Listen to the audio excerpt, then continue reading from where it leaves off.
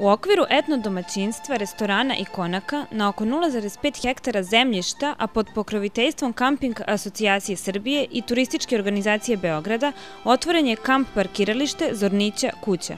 On u svojoj ponudi ubraja restoran, mini zoo vrt, konake, vajat, ali posebnu draž ima logorište koje se nalazi u centralnom delu namenjeno druženju i veselim pričama okupljenih usput skretanja vatre. Do ove godine usluga domaćinstva se uglavnom zasnivala na našem restoranu domaće kuhinje.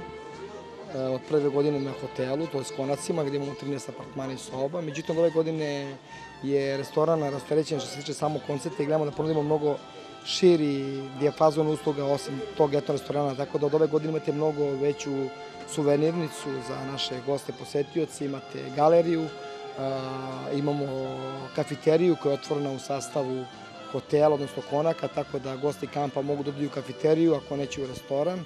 Imamo kamp koji je danas otvoren na kome je težište od danas. Imamo iznajmljivanje sportskih terena, teren za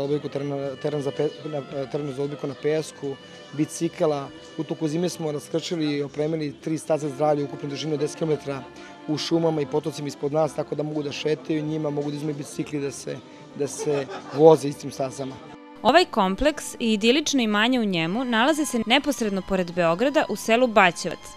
Po arhivskim podacima, Baćevac se prvi put spominje 1721. godine za vreme Kolubarske bitke, kada je selo bilo sedište komandne divizije. Kažu da su prvi meštani bili iz okoline Sjenice, odakle se inače i porodica Zornić doselila. Bačevćani važe za gostoprimljive i jako vredne ljude. Selo Baćevac se nalazi u okolini Barajeva, naslonjeno s jedne strane na Kosmaj, a s druge na Lipovačku šumu. Kako je sadašnji direktor Turističke organizacije Beograda Pop rekao prilikom jedne posete kod nas i kada je vidio sve što imamo na jednom mestu i kada je vidio svu hranu koju skupljamo iz Srbije na jednom mestu, rekao je Zornića kuća, Srbije na jednom mestu. Pa i ja se slažem s time, znači, pored hrane, vine i rakija koje su iz celog, ne samo iz regiona, nego iz cele Srbije prisutni kod nas, jedno domaćinstvo sa kraja 19. početka 20. veka, koje i danas obitava, ali u svrhu turiste, srpskog i stranog.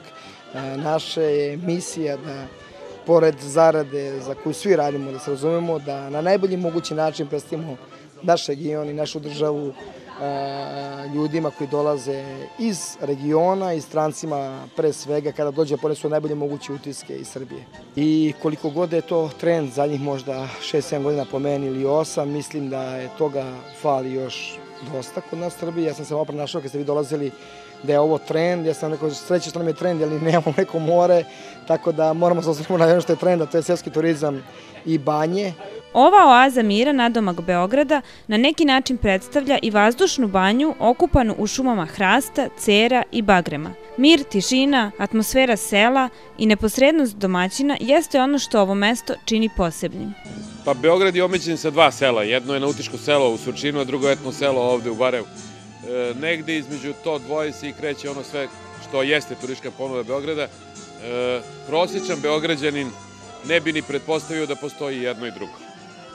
Mi smo sad u Barajevu, u etno selu koje predstavlja možda školski primjer onoga što bi trebalo činiti i učiniti kada je u pitanju ruralni turizam. Na nekih 20 km ili možda nešto malo više od centra Beograda, vi ovde na jednom mestu imate sve ono što predstavlja ponudu ruralnog turizma, a evo od danas ili od pre par dana i kamp. Beograd u Skudevu kampovima, to je takođe veoma značajno sa svim infrastrukturnim elementima koje jedan dobar kamp mora da ima. I mislim da je ovo veliko zadovoljstvo i za mene i za turističku organizaciju Beograda. I šta da vam kažem, mogu samo da se nadam da će ovaj primer, uspešan primer, uspešnog i dobro obavljenog posla biti i inspiracija drugima da krenu ovim stopama. Možda ne u ovom obimu, jer ovde su godine truda i rada uložene, ali zaista ovo je jedan od aspekata onoga što bi za svako ko poseti Beograd predstavljalo iznenađenje, a rekao sam možda i za neke Beograđane.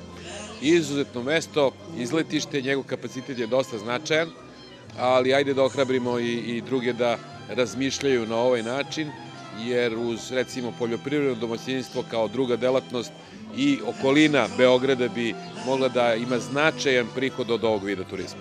Direktor turističke organizacije Beograda, Miodrag Popović, govorio je o važnosti otvaranja i čuvanja ovakvih mesta i kompleksa za celokupan turizam u Srbiji. Nije tajna da je ruralni turizam u ovom delu Evrope veoma značajan. Malo se na njegovom razvoju radilo. On je započet, podsjećao još 70. godina, kada je u onoj staroj Jugoslaviji Srbija u turizmu imala, pa hajde kažemo, pomalo podređen položaj i kada su pokušaju da smisle nešto što bi možda bio originalni proizvod, govorili o ruralnom ili seoskom turizmu u ono vreme. On se nekoliko razvio tada u zapadnoj Srbiji i za divno čudo preživeo svoje godine.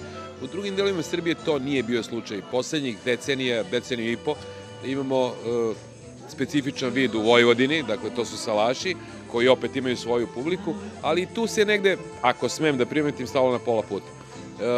Kažem, zapadna Srbija opstaje ovako ili onako i taj ceo klaster turistički zapadne Srbije je, ako smem opet da ocenim, veoma uspešan. Prema njegovim rečima, ovakva mesta blizu Beograda jesu komparativna prednost, jer turisti koji dođu ne očekuju ovakvu vrstu kompleksa blizu prestonice, a to je upravo ono što Beograd potencijalno čini jako privlačnim za sve turiste.